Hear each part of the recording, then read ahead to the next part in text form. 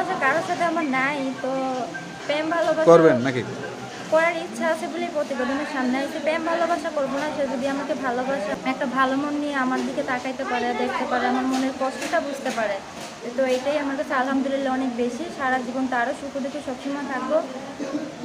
সুপ্রিয় দর্শক, আসসালামু আলাইকুম। দেশে ও প্রবাসে যে যেখানেই আছেন, আপনাদের প্রত্যেককে শুভেচ্ছা জানিয়ে শুরু করছি আজকের প্রতিবেদন।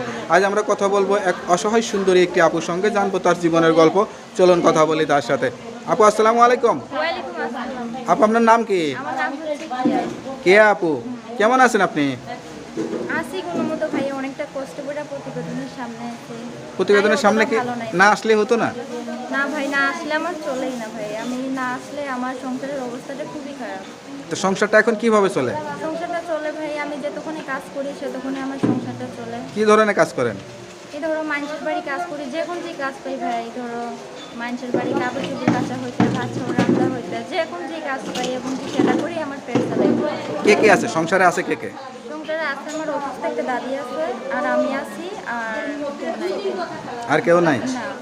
বাবা মা ছোটবেলায় হারাইছি, এখন দাদির কাছে ছোট থেকে বড় হয়েছি। এখন হচ্ছে আমার দাদিটার কিডনির সমস্যা। বাবা মা কিভাবে হারিয়েছেন? বাবা মা হারাইছি বলতে আমি অনেকটা ছোট ছিলাম, অতটা জানি না। মানুষ যখন যেটুকু পর্যন্ত হায়াত থাকবে সেটুকু পর্যন্ত যেতে পারবে, অতটা ভালো করে আমি শুনিনি, শোনার চেষ্টাও করি না।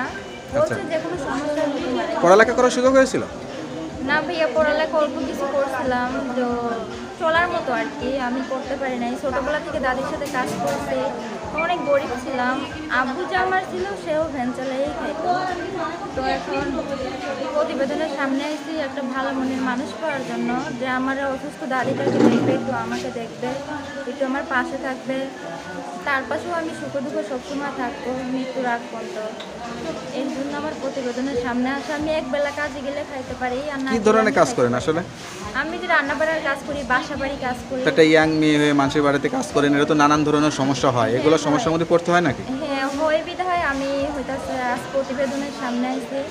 কেউ একটা অবিহত মেয়ে চাবে না যে আমি হয়তো প্রতিবেদনের সামনে যাই, ভালো মন্দ মানুষ অনেক লোকে ফোন দেয়, আমার চেহারাটা ফেসটা সবাই দেখুক, এটা কখনো কেউ চাবে না।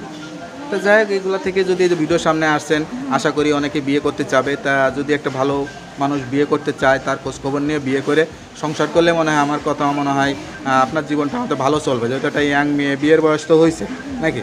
না কোনো প্রেম ভালোবাসাটা আশা আছে? না, প্রেম ভালোবাসা কারোর সাথে আমার নাই, তো প্রেম ভালোবাসা করবেন নাকি?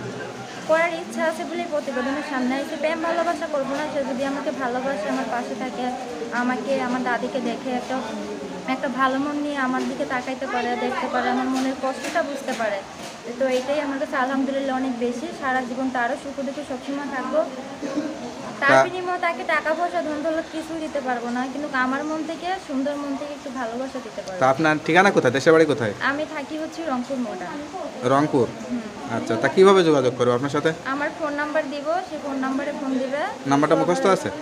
না, আমার মুখস্থ নাই, আমি ফোন দিতেছি আপনাকে। তা আমার কাছে দেন, আমি দেখে বলে দিচ্ছি। হ্যালো ভিউয়ার, শুনতেই পারলেন এক অসহায় সুন্দরী একটি মেয়ে। আসলে তার কথা শুনেই বুঝতে পারতেছেন সে কতটা কষ্টে আছে বা কী ধরনের সমস্যা আছে। কেউ যদি তার কথা শুনে ভালো লাগে বা যোগাযোগ করতে চান, অবশ্যই এই নাম্বারে যোগাযোগ করবেন। নাম্বারটি হচ্ছে 0178110232624। তা নাম্বারটা কার কাছে থাকে? আমার কাছেই থাকে। নাম্বারটা খোলা থাকে তো সবসময়? তো নাম্বারটা আমার মুখস্থ নাই বিধায় আমার প্রতিবেদন করার জন্য দিচ্ছে একজনে, তো যাদের বাড়ি আমি কাজ করি তারা আমার পরিবারের অবস্থা খারাপ দেখে আমাকে দিচ্ছে প্রতিবেদন করার জন্য, তো এর জন্য নাম্বারটা আমার মুখস্থ নাই, আপনার মুখ থেকে আর কি। আচ্ছা, যাই হোক, যেই ফোন দিক সত্যি কথা বলবেন। আর বিয়ে শাদী করতে চাইলে অবশ্যই বিয়ে শাদী করে যাবেন, তাছাড়া প্রেম করবেন বা ইয়া করে ভেগে চলে যাবেন না, এগুলো আসলে ভবিষ্যৎ ভালো হয় না। এগুলো আমি পছন্দ সেটাই। করি না ভাই। আর সবসময় 5 ওয়াক্ত নামাজ কালাম পড়ে আল্লাহর কাছে দোয়া করবেন, আল্লাহর কাছে কষ্টের কথাগুলো বলবেন, দেখবেন আপনার কষ্টটা দূর হয়ে যাবে। ঠিক আছে আপু? তা ভালো থাকেন, দোয়া করি। আসসালামু আলাইকুম।